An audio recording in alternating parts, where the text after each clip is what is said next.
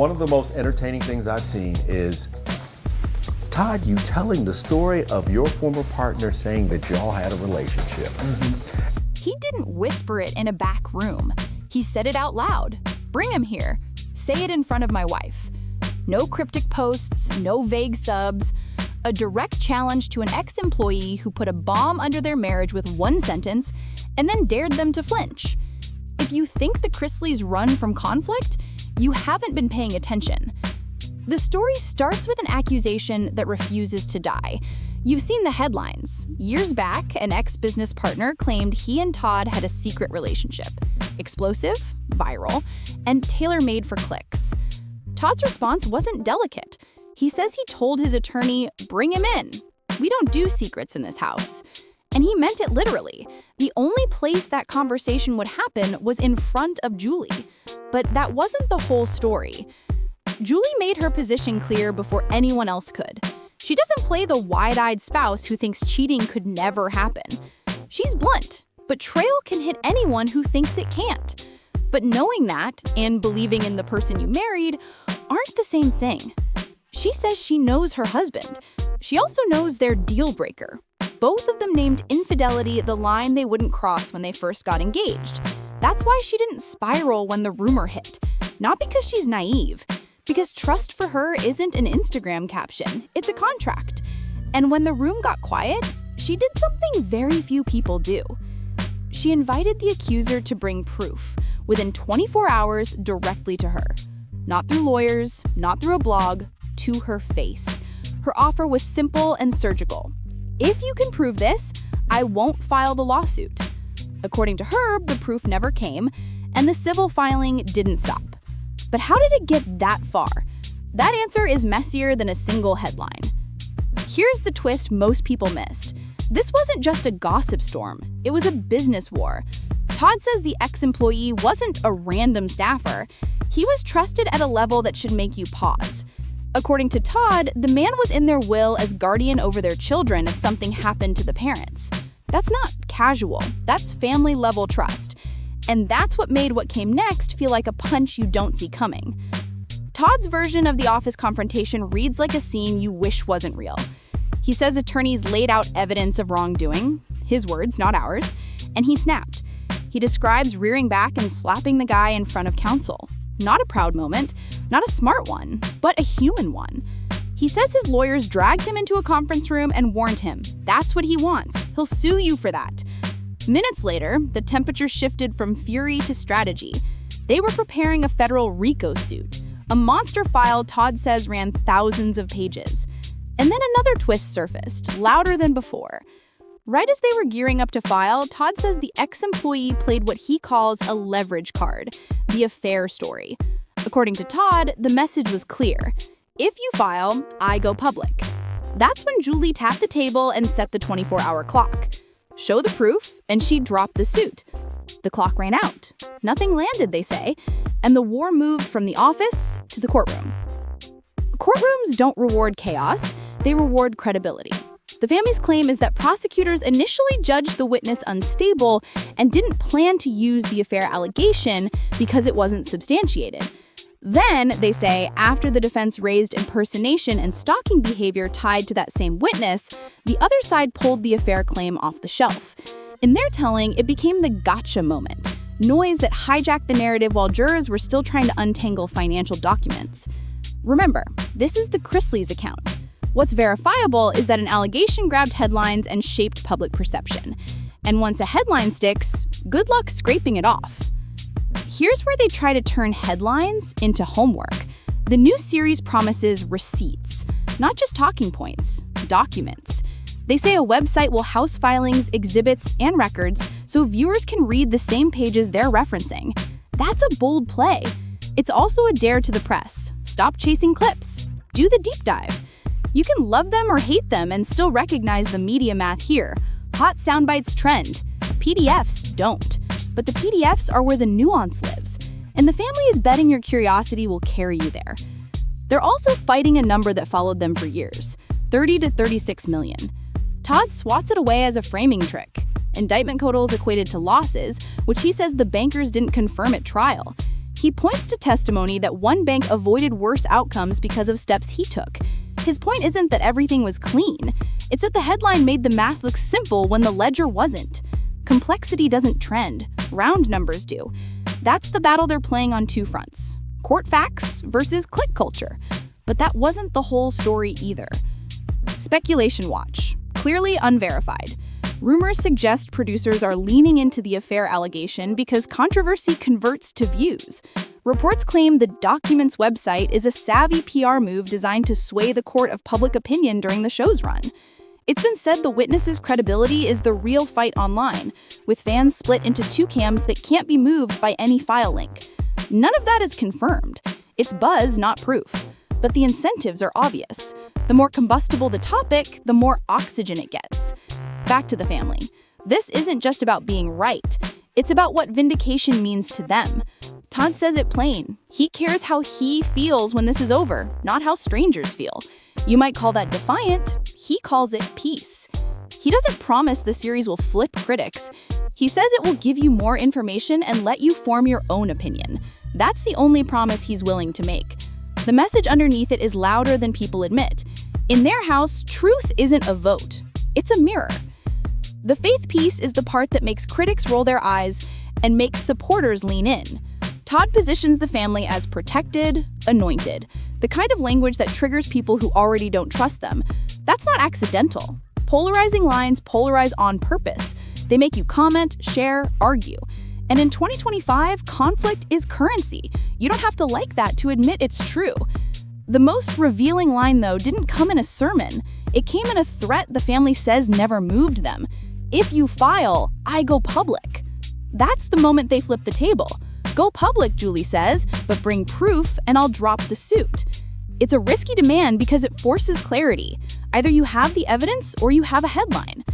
According to the family, the evidence never arrived. There's another layer most coverage skips. The allegation itself was designed to detonate in the messiest part of their lives. It zeroed in on the marriage, the kids, the foundation. That's why Julie's calm is more disruptive than anger. She refuses to play the role the story wrote for her. She's not the wife in the tabloid caption. She's the largest shareholder who called the bluff. That's not the arc most viewers expect. It's also why the scene lands differently than gossip threads. Let's pause on the slap. Todd says it happened. A moment that flares up, a lifetime of consequences waiting on the other side. He admits it publicly. He doesn't dress it up. He frames it as a reflex born from betrayal, not a strategy. It's ugly. It's raw. It's real. And his lawyer's response, pull him away, warn him that's the trap, makes clear how quickly emotion can be weaponized in rooms where every gesture gets logged. If you're still wondering how this all cascaded into a public spectacle, listen to the media critique tucked into their pitch. The press is lazy, Todd says. It's an insult and a challenge. Do the work. Don't chase the quickest angle. Read the record. Whether you buy his tone or not, the point holds. When the story is this complicated, a screenshot can't carry it. You need pages. And almost no one clicks pages unless you force the table to shake. So what changes after you watch? Maybe nothing. The people who believe the worst will continue believing it. The people who always had their back will say this confirms everything they knew. The group in the middle, the ones who are allergic to certainty, might do the one thing most of us avoid. They might read. And what do the Chrisleys want now? A scoreboard? A trending tag? They say they want the record on the record. They want the allegation answered with something heavier than a soundbite. Then they want to be done. We can tell this story today, and then we can be done with this part of our life. It's an exit line, if they can stick to it. That's a big if in a business where every open thread fuels another episode. Let's be direct about the question everyone asks. Will this vindicate them? That depends on what you think vindication is. If vindication means universal applause, no. If it means peace at home and a paper trail that outlives a news cycle, maybe. If it means you change your mind because a website exists, probably not. People don't swap narratives that easily in 2025, but they do respect risk. Putting your receipts on display is a risk. It dares the world to find the holes. If they're there, someone will. One more thing about the 36 million. Big numbers blind us. They're heavy. They feel true because they're round and frightening. Todd's argument is a reminder that totals aren't losses. He says those figures represented loan amounts, not proven damages. He says bankers didn't line up to claim the wipeouts the headlines implied. You can reject his framing and still admit the math deserved more than a chyron. There's a line in the trailer that tells you how this season wants to feel. There's a score to be settled. My dad is not one to play with. It's part warning, part branding. Confident, a little combative, tailor-made for a TikTok clip. That's how you keep eyeballs. That's how you force the algorithm to pick a side for you. The risk is obvious. When you turn your defense into entertainment, critics will say you're playing games with the truth. When you hide it, critics say you're dodging. There isn't a path out of this that doesn't cost. Speculation watch, clearly unverified, again. Some fans believe producers nudged the family to address the affair head-on to supercharge episode 1. Others say the family insisted to control the spin and stop living under someone else's headline. There are also whispers that more off-record documents will surface mid-season to keep momentum high. There's no proof of that. It's the kind of rumor that thrives because it could be true in any TV universe built on cliffhangers. Here's a quieter truth beneath the noise. Julie's composure is the most subversive part of this entire saga. Chaos expects a scream. She offered a deadline. Gossip expects tears. She offered terms. She didn't lash out at a shadow. She asked a room for evidence and promised a result. When it didn't materialize, she moved forward. Whether you love or loathe this family, that moment deserves more coverage than it got. And what about the accusation itself? Even framed as unverified, it did its job. It punctured the marriage in the public mind. It turned a complex financial case into a simpler soap opera. It gave an audience something to argue about that felt juicier than loan ledgers. That's why these claims surface when they do. They change the channel. The question is whether this document dump strategy can change it back. If the show delivers what's promised, you'll see documents, hear names, and get routed to a site where you can scroll beyond the clips. You might even see the timeline around that law office confrontation. A fuse lit by trust, betrayal, and a single swing Todd wishes he hadn't thrown. You'll hear the "bring him here" line more than once because it's sticky. And you'll hear the "we don't do secrets" rule, which in a reality TV house is almost a contradiction in terms. That tension is the hook. The truth may be private, the fight over it never is. There's a reason the family leans into faith talk. It reframes the narrative as more than legal. It's spiritual. It turns critics into doubters and supporters into believers. That's powerful in a country where belief often beats evidence in the comment section. You can call that manipulative. You can call it authentic. Either way, it works. It keeps the base energized. It gives the story a moral arc, even if the court file does not. Now, here's the part that might disappoint anyone hoping for a tidy ending. This won't end on a reveal. These stories never do. They end on a feeling. Do you feel like they were railroaded? Do you feel like they're spinning? Do you feel like the truth is trapped between two very good editors? Those feelings will decide whether the audience sticks around, not a single exhibit number. So, what does firing back actually accomplish? It buys time. It buys clicks. It buys space for their side to breathe in a narrative that used to choke them. It doesn't erase what's been said. It puts something heavier next to it and dares you to lift both. That's a different ask than the internet is used to. It's also the only one that has a chance. Here's where we land. If the ex-employee's claim was the match, the family is choosing the fire. They're burning through secrecy with documentation, through rumor with timelines, through scandal with a stubborn refusal to whisper. It's not subtle. It might not even be strategic in the long run, but it is honest about the current game. The only way to beat a headline is to bury it under something that makes you stop scrolling. And maybe that's the point they've understood better than anyone gives them credit for. Truth doesn't go viral. Conflict does. So they framed their truth like a conflict and then dared the world to come read. If you do, you'll find two things can be real at once: a messy past and a family convinced that mess isn't the ending. Will the documents convince you? That depends on how hard you're willing to look. Will the allegation fade? Only if the next story is louder. Will the marriage survive the public microscope?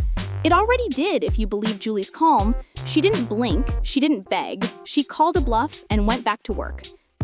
In the end, this season isn't just about clearing a name. It's about reclaiming a narrative, taking a rumor that was designed to own them and turning it into a segment they own. If you're here for the fireworks, they're coming. If you're here for the paperwork, it's waiting. And if you're here to decide, the family is finally handing you more than a headline. But that's the decision they can't make for you, and the only one that actually matters. You've heard the accusation, you've heard the answer. The rest is evidence and echo. Choose which one you'll carry. And what happens next will say more than any statement ever could. If proof lands where the promise points, the story changes. If it doesn't, the story calcifies. Either way, the internet will keep score. The family says they won't. That might be the most controversial claim of all. Because in this world, the only thing louder than being exposed is being read. And that's exactly what they're asking you to do.